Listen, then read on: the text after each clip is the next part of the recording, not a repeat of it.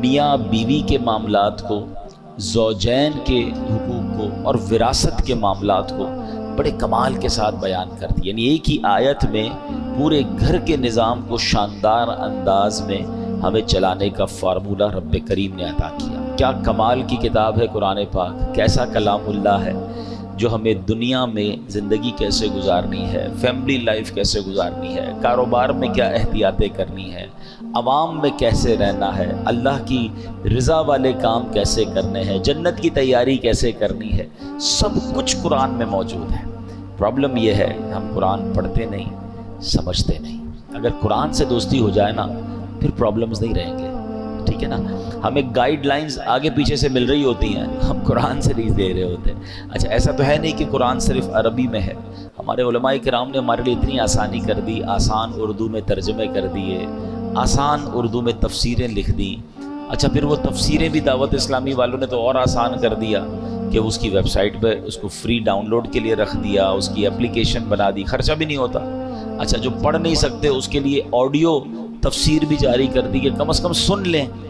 اب پھر بھی ہم قرآن نہ پڑھیں یا قرآن نہ سنیں یا نہ سمجھیں، یہ کتنی بڑی محرومی۔ اب ذرا اس ایک آیت کو سمجھیے، اللہ قرآن میں فرماتا ہے اے ایمان والو، تمہارے لیے حلال نہیں کہ تم زبردستی عورتوں کے وارث بن جاؤ، اور عورتوں کو اس نیت سے روکو نہیں کہ جو مہر تم نے انہیں دیا تھا اس میں سے کچھ لے لو، سوائے اس صورت کے وہ کھلی بے حیائی کا ارتکاب کریں اور ان کے ساتھ اچھے طریقے سے گزر بسر کرو۔ پھر اگر وہ تمہیں ناپسند ہو تو ہو سکتا ہے کوئی چیز تمہیں ناپسند ہو اور اللہ اس میں بہت بھلائی رکھ دے۔ اب یہ ایسی کمال کی آیت ہے، اور زمانہ جاہلیت کا ایک بڑا عجیب و غریب دستور تھا، اس کو بھی یہاں اللہ نے ڈسکس فرمایا۔ اب اس کا شان نزول کیا ہے؟ اسلام سے پہلے اہل عرب کا یہ دستور تھا کہ لوگ مال کی طرح اپنے رشتہ داروں کی بیویوں کے بھی وارث بن جاتے تھے، معاذ اللہ۔ یعنی عورتیں بھی ایک طرح سے مال کی طرح ہوتی تھیں، یعنی کسی کا انتقال ہوتا تو اس کا مال بٹتا تھا نا، تو اس کی بیوی کے بھی کوئی نہ کوئی وارث بن جاتا۔ چاہتے تو بغیر ہی مہر کے اپنی زوجیت میں رکھتے، یعنی اپنی بیوی بنا لیتے، یا کسی اور سے شادی کرواتے اور مہر خود لے لیتے کہ بھئی یہ تو میرا مال ہے نا، شادی تم کر لو، مہر مجھے دے دو، یا انہیں آگے شادی نہیں کرنے دیتے بلکہ اپنے ہی پاس رکھتے تھے تاکہ ان کو جو مال وراثت ملا ہے وہ ان لوگوں کو دے دیں، تب یہ ان کی جان چھوڑیں گے۔ یعنی وہ پیسے وراثت میں عورت کو ملے گا، تم اب میری ہو گئی، اب تمہارے پیسے بھی میرے۔ اچھا، یا عورتوں کو اس لیے روک کر رکھتے تھے کہ یہ مر جائیں گی تو روکنے والے لوگ پھر ان کے مال کے وارث بن جائیں گے۔ الغرض وہ عورتیں ان کے ہاتھ میں بالکل مجبور ہوتی تھیں، اپنے اختیار سے کچھ نہ کر سکتی تھیں۔ اس رسم کو مٹانے کے لیے یہ آیت نازل فرمائی۔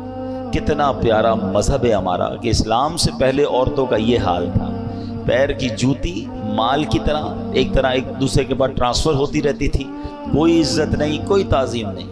اس آیت مبارکہ میں اللہ پاک نے اہل ایمان کو، بات کس سے کی اللہ نے؟ اے ایمان والو، اہل ایمان کو عورتوں سے متعلق متعدد بہت سارے آرڈرز عطا فرمائے، احکام عطا فرمائے۔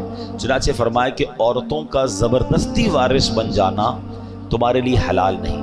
اچھا یہاں کچھ مزید تھوڑا سا ہم جو یہ وراثت کا پرابلم آج کل چل رہا ہے کہ وارثوں کا مال لوگ ہڑپ کر جاتے ہیں، مال وراثت میں ہیرا پھیری، اپنے اسے ہڑپ کر جانا، حقداروں کو محروم کرنا، یہ زمانہ قدیم سے چلا آ رہا ہے۔ اسلام سے پہلے بھی لوگ جہالت میں یہ کام کرتے تھے اور یہ سخت ظلم ہے۔ یاد رکھیے کہ جو جاہلیت عرب کے لوگ تھے بچوں اور عورتوں کو وراثت سے محروم کر دیتے، کہتے بچوں اور عورتوں کی وراثت نہیں ہوتی، ان میں جو زیادہ طاقتور ہوتا، زیادہ اثر والا ہوتا تھا، وہ جناب بغیر کسی تعامل کے، بغیر کسی ہیزیٹیشن کے وہ سارا مال سمیٹ لیتا تھا، مرنے والے کا میراث پر قبضہ کر لیتا، کمزوروں کا حصہ چھین لیتا۔ اور ہمارے یہاں بھی برے صغیر میں بھی اسلام سے پہلے دیگر قوموں میں یہ معاملات تھے کہ عورتوں کو والدین کے مرنے کے بعد ان کی بیٹیوں کو اور بیویوں کو، عورتوں کو وراثت کا مال نہیں دیا جاتا تھا۔ اللہ اکبر، یہ سب انصاف کے تقاضوں کے خلاف تھا۔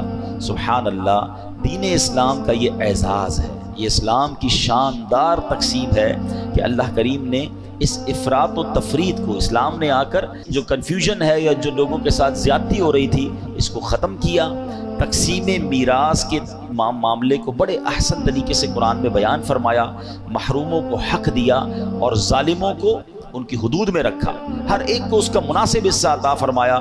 جیسے بطور خاص یتیموں اور عورتوں کے لیے قرآن مجید نے خصوصی احکامات دیے، عورتوں اور بچوں کو وراثت کا حق نہ دینے کی رسم کو بالکل باطل قرار دیا۔ قرآن مجید نے مرد و عورت میں سے ہر ایک کو اس کے والدین سے دیگر رشتہ داروں کے مال وراثت میں حصہ اس کا قرار دیا گیا، یعنی مردوں کو بھی حصہ ملے گا، عورتوں کو بھی ملے گا، اور خاص طور پر بچوں کے مال کی حفاظت کرنے کا، خاص طور پر جو یتیم بچے ہیں ان کے لیے ایکسٹرا آرڈر دیے کہ ان کے مال کی حفاظت کی جائے، بوقت ضرورت انہیں ان کا مال دینے اور پھر ان کے مال میں خیانت سے بچنے کا تاکیدی حکم قرآن مجید میں بیان فرما دیا۔ اور ان کا مال کھانے والے کے بارے میں کیا فرمایا؟ اپنے پیٹ کو آگ سے بھرنے والا قرار دیا گیا، جہنم میں جانے کا سبب قرار دیا۔ مال یتیم کو کھانا یہ بہت زیادہ برا کام ہے، اور یتیموں کی کفالت کے فضائل پتہ ہے کیا بیان ہوئے؟ نبی پاک فرماتے ہیں، حدیث کا مضمون ہے کہ قیامت کے دن یتیم کی کفالت کرنے والا اور میں، نبی پاک فرماتے دونوں اس طرح ساتھ ہوں گے، یعنی جنت میں اس طرح نبی پاک فرماتے جس طرح دو انگلیاں ساتھ ہیں نا، یتیم کی کفالت کرنے والے کو میں ایسے جنت میں ساتھ لے جاؤں گا۔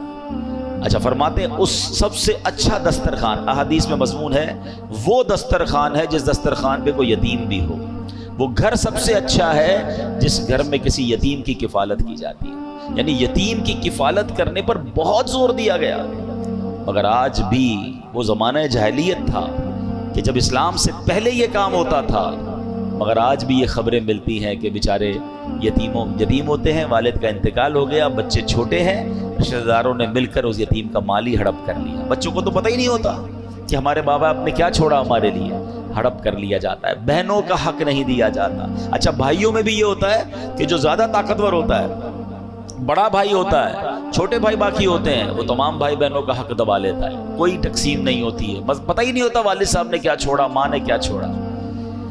اے میرے پیارے اسلامی بھائیوں، یاد رکھیے یہ وارثوں کا حق دبانا یہ حرام، یہ جہنم میں لے جانے والا کام ہے۔ اور ہم نے کئی ایسے واقعات دیکھے ہیں کہ والدین کے جانے کے بعد بھائیوں میں پھر لڑائیاں ہوتی ہیں، فیملی ٹوٹ پھوٹ کا شکار ہو جاتی ہے۔ یہ پیسہ کتنی خراب چیز ہے کہ زندگی بھر ساتھ رہنے والے بھائی خون کے پیاسے ہو جاتے ہیں۔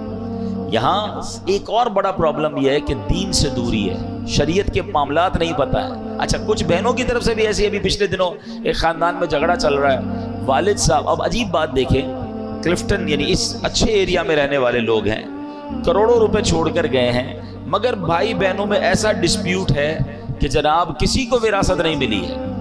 اچھا وراثت نہیں مل رہی، پراپرٹی بک نہیں رہی، انہی کے بچوں کو میں نے دیکھا کہ بیچارے وہ رکشہ چلا رہے ہیں، اور جناب وہ کروڑ پتی ماں باپ کے بیٹے ہیں اور کھانے پینے کے لیے کچھ نہیں، علاج کے پیسے نہیں ہیں۔ ایک بار مجھے کوشش کرنے کا موقع ملا، میں نے کہا بھائی جب ماں باپ اتنے چھوڑ کر گئے ہیں، سب بھائی بہن بیٹھے ہیں اور تقسیم کر لے۔ تو پتہ بہنوں کی طرف سے کیا پیغام آیا کہ ہم جناب شریعت کے حکم کو نہیں مانتے ہیں، عورت کو بھی ہم پورا حصہ لیں گے اور بھائی کو بھی پورا حصہ ملنا چاہیے۔ اب یہ حال ہو گیا ہے، کہیں عورت زیادتی کر رہی ہے، کہیں مرد زیادتی کر رہے ہیں، زیادہ تر مردوں کی طرف سے زیادتی سامنے آتی ہے۔ مگر آپ سوچیں کہ یہ وہ مسٹیک ہو رہی ہے ہمارے معاشرے میں جو اسلام سے پہلے ہوتی تھی، مگر آج اسلام کے بعد بھی کوئی وراثت۔ اچھا پھر بھائی لوگ کہتے ہیں بعض اوقات کہ جناب اب تقسیم کریں گے تو کاروبار ختم ہو جائے گا، اب ابو کا چلتا کاروبار ہے، اگر بہنوں کو حصہ دیں گے تو ہماری پراپرٹیاں بیچنی پڑ جائیں گی، ابھی پراپرٹی کا ریٹ ٹھیک نہیں ہے، بعد میں بیچیں گے۔ ارے اللہ کے بندو، تمہاری 10 سال سے پراپرٹی نہیں بک رہی، بہن کو ضرورت ہے، اس کو بیچاری کو علاج کرانا ہے، اس کو اپنے بچوں کی شادیاں کروانی ہے، اس کو اپنا گھر لینا ہے، لیکن اس کے ہاتھ میں کنٹرول تو نہیں ہے نا۔ اگر اللہ دیکھ رہا ہے، جس کا جو حق ہے وہ وقت پر دیجیے۔ اور یہ والدین کا بھی ہمیں تھوڑا سا اس میں ایک کردار ادا کیجیے، جو والدین حیات ہیں۔ دیکھیں یہ ماں باپ کی ذمہ داری ہے نا کہ بچوں کو ایجوکیٹ کریں۔ ہمارے یہاں اصل میں بات نہیں کرتا کوئی کہ یار ابھی سے اپنے مرنے کی بات کیوں کریں، بھائی ابھی کر لینا، بعد میں یہی بچے آپ کے لڑیں گے۔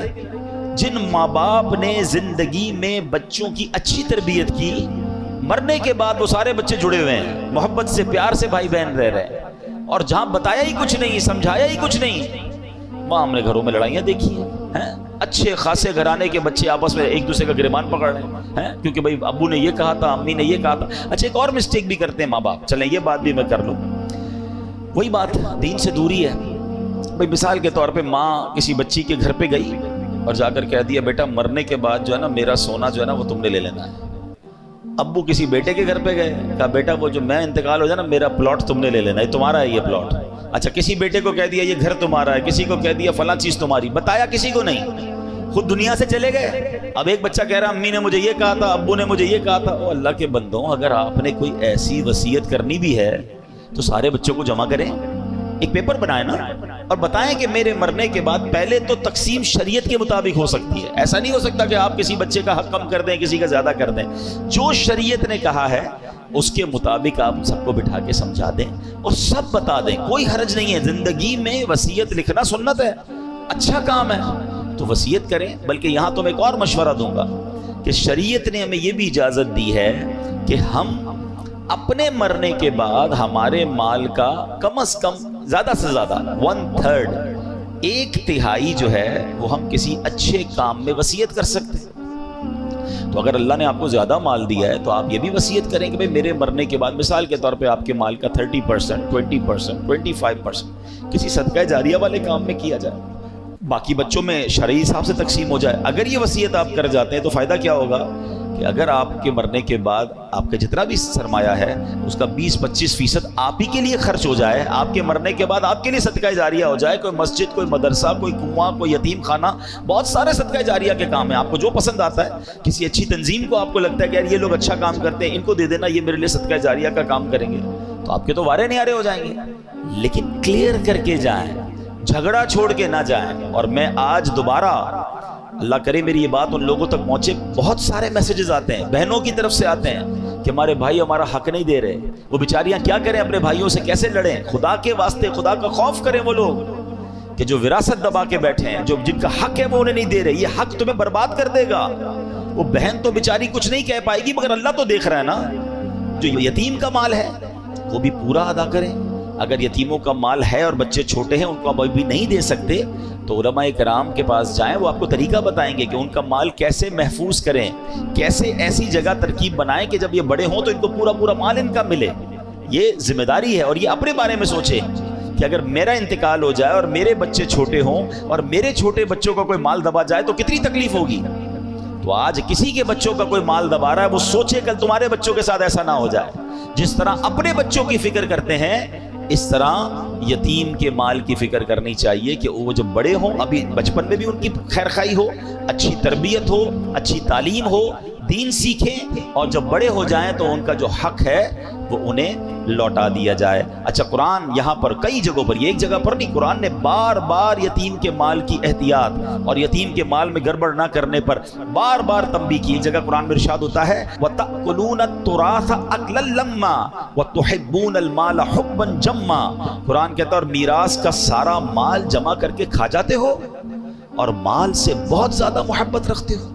قرآن تنبیہ کر رہا ہے, سمجھا رہا ہے, اور بار بار کہیں آگ میں جلنے کے بارے میں بتایا جا رہا ہے. وراثت کا مال کھاؤ گے تمہارے لیے آگ بن جائے گا, جہنم میں لے جانے کا سبب ہوگا.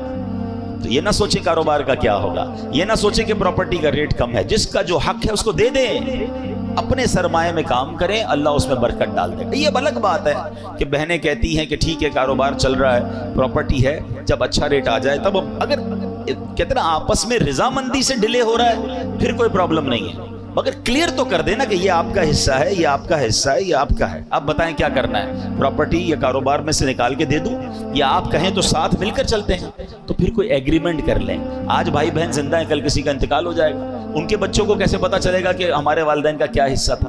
جتنا کلیئر کر کے, جتنا واضح کر کے چلیں گے اتنا انشاءاللہ خاندان میں جھگڑا نہیں ہوگا. آپ یقین کریں, میں ان بھائی بہنوں کو ایک پیغام دینا چاہتا ہوں, ماں باپ چلے گئے نا, ان کی روح خوش کرنی ہے, کبھی آپس میں لڑائی مت کرنا, جڑ کے رہنا, مٹھی بن کے رہنا, وہ ہمیشہ راضی رہیں گے. یہ جو پیسوں کے لیے لڑتے ہیں, الگ ہو جاتے ہیں, ایک دوسرے کا منہ نہیں دیکھتے, سوچو قبر میں کتنی تکلیف ہوتی ہوگی. تو کلیئر کر لیں. بھائیوں, بڑے بھائیوں کو چاہیے تھوڑا دل بڑا کر لیں, تھوڑا بہن کو زیادہ چلا جائے کوئی بات نہیں, وہ بہن یہ میری بہن ہے اور میرا خون ہے. 1-1 روپے کے لیے, تھوڑے تھوڑے پیسوں کے لیے بھائی بہن لڑ رہے ہوتے ہیں. اسلام یہ نہیں چاہتا، شریعت نہیں چاہتی۔ اللہ کرے کہ یہ بات سمجھ آ جائے، اور جس کا جو حق ہے وہ اسے ہمیں دے دینا چاہیے۔ سرکار دو عالم علیہ الصلوۃ والسلام کی ایک حدیث سنیں، اللہ کے نبی فرماتے ہیں من قطع میراث وارثہ قطع اللہ میراثہ من الجنۃ یوم القیامہ۔ اللہ کے حبیب فرماتے جو شخص اپنے وارث کی میراث کاٹے گا، اللہ تعالیٰ قیامت کے دن جنت سے اس کی میراث کاٹ دے گا۔ کر لو جو کرنا ہے، قبضہ کر لیا ہے بہن کے مال پر، یتیم کے مال پر، کوئی کچھ کر نہیں سکتا۔ ارے کل جنت میں جانے سے روک دیے گئے تو کیا کرو گے؟ کتنے دن جینا ہے اس مال کے ساتھ اس دنیا میں؟ تھوڑے سال تو رہ گئے، پھر سب نے جانا ہے۔ جدھر جانا ہے اگر ادھر مار پڑنی ہے، ادھر عذاب ہونا ہے، ایک روپیہ بھی زندگی میں کسی کا نہ رکھیں۔ وارث کا حق ہے پورا دے دیں، کاروبار میں کسی کا حق ہے پورا دے دیں، مزدور کا حق ہے پورا دے دیں۔ زندگی میں ایک اصول بنا لیں کہ دنیا میں سب کا حق دے دو، ورنہ آخرت میں نہیں دے سکے۔ ادھر مظلوم کا ہاتھ ہوگا اور ظالم کا گریبان ہوگا۔ اچھا یہاں ایک آگے عورتوں پر اسی ایک ہی آیت میں صرف وراثت کی بات نہیں ہوئی ہے، عورتوں کے ساتھ بہترین سلوک کرنے پر قرآن کس طرح خوبصورت انداز میں فرماتا ہے کہ ارشاد فرمایا عورتوں کو اس نیت سے روکو نہیں کہ جو مہر تم نے انہیں دیا تھا اس میں سے کچھ لے لو۔ حضرت عبداللہ ابن عباس فرماتے کہ اس آیت سے متعلق یہ اس شخص کے متعلق آیت ہے جو اپنی بیوی سے نفرت رکھتا ہو، اس کے ساتھ بدسلوکی کرتا ہو، اس لیے کرتا ہو کہ وہ پریشان ہو کر مہر واپس کر دے یا مہر کی رقم معاف کر دے۔ اسے اللہ تعالیٰ نے منع فرمایا۔ ایک قول یہ ہے کہ لوگ عورت کو طلاق دیتے تھے پھر رجوع کر لیتے تھے، پھر طلاق دیتے تھے پھر رجوع کر لیتے تھے، عورت کو لٹکا ہوا رکھتے تھے، اپنے پاس نہ آرام پا سکے نہ دوسری شادی کر سکے، یعنی عورتوں کے ساتھ زیادتی کرتے تھے۔ اور کیا آج ایسا نہیں ہو رہا؟ بعض جگہوں پر عورتوں کے ساتھ بڑی زیادتی ہو رہی ہے، عورت کے ساتھ اس طرح سلوک ہو رہا ہے جیسے عورت کو پیر کی جوتی بنایا۔ جناب یہ اسلام ہے، یہ وہ لوگ ذرا سوچیں جو کہتے ہیں کہ اسلام میں عورتوں پر بڑی سختیاں ہیں۔ آج کل اس طرح کے جلسے ہو رہے ہیں، اس طرح کے سیمینار ہو رہے ہیں، اور معاذ اللہ عورتوں کو یہ ذہن دیا جا رہا ہے کہ نہیں جناب اسلام میں رہو گے تو تمہاری جو آزادی ہے وہ ختم ہو جائے گی۔ بتائیے یہ قرآن کیا بیان کر رہا ہے کہ عورتوں کے ساتھ اچھے طریقے سے رہنا۔ نبی پاک کی کئی حدیثیں ہیں، تم میں بہترین وہ ہے جو اپنے گھر والوں کے ساتھ بہترین ہے، اور پھر کیا فرمایا؟ سن لو میں تم سب سے زیادہ اپنے گھر والوں کے ساتھ بہترین ہوں۔ اللہ کے نبی فرما رہے ہیں یعنی اسلام جتنا عورتوں کی آزادی، عورتوں کے لیے سکون، عورتوں کے ساتھ اچھا سلوک، عورتوں کے ساتھ زیادتی نہ ہو، جو اسلام بیان کرتا ہے دنیا کا کوئی مذہب بیان نہیں کرتا۔ بلکہ چلیے جناب میں تھوڑا سا اسلام سے پہلے کی بات آپ کو بتاؤں۔ بہت سارے مسائل ہیں کہ انسان نے پہلے عقل کے ذریعے اس کو حل کرنے کی کوشش کی، دین کی طرف نہیں آیا۔ اب ذرا غور کیجئے، مسئلہ جو نسوانیت ہے، فیمنزم ہے، عورتوں کے حقوق کا مسئلہ، ذرا اس پہ بات کریں تو صدیوں سے انسان اس کا حل تلاش کر رہا ہے۔ ارسطو اور افلاطون جیسے فلسفر تھے، جو فلسفی تھے، انہوں نے بہت مغز ماریاں کی اور عورتوں کی معاشرے میں کیا اہمیت ہے اس پہ غور کیا۔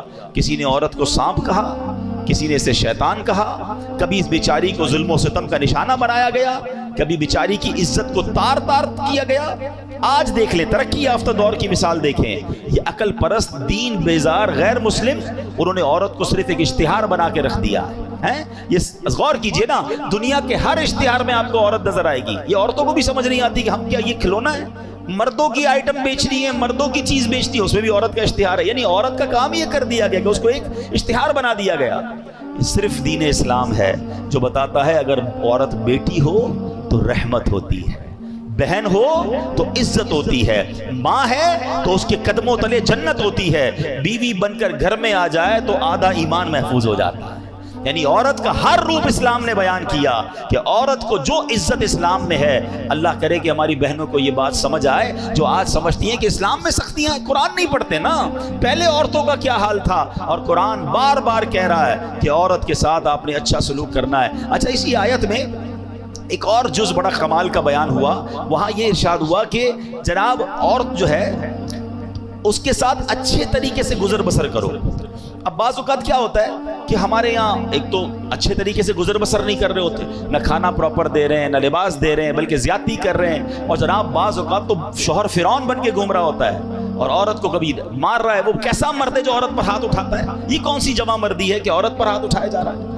نہیں جناب، سرکار دو عالم علیہ السلام کی سیرت تو دیکھیں کہ نبی پاک کا اپنی ازواج کے ساتھ کیا خوبصورت تعلق تھا، کیا پیار اور محبت کا ماحول تھا۔ اپنے گھر والوں کے ساتھ حسن اخلاق کرنا یہ ہماری شریعت سکھاتی ہے۔ اور یاد رکھیے، جتنا محبت اور پیار کے حقدار ہمارے گھر والے ہیں وہ باہر والے نہیں ہیں۔ ہم باہر والوں کے ساتھ تو حسن سلوک بہت زیادہ کر رہے ہوتے ہیں اور گھر میں جا کر شیر ببر بن جاتے ہیں۔ نہیں میرے پیارے اسلامی بھائیوں، حضرت عمر رضی اللہ عنہ کا ایک بڑا کمال کا قول ہے، کیا فرماتے ہیں؟ بندہ گھر کے باہر مرد بن کر رہے اور گھر میں جائے تو گھر والوں کی طرح بچہ بن جائے، گھر میں ایک گھر کا ممبر بن کے رہے۔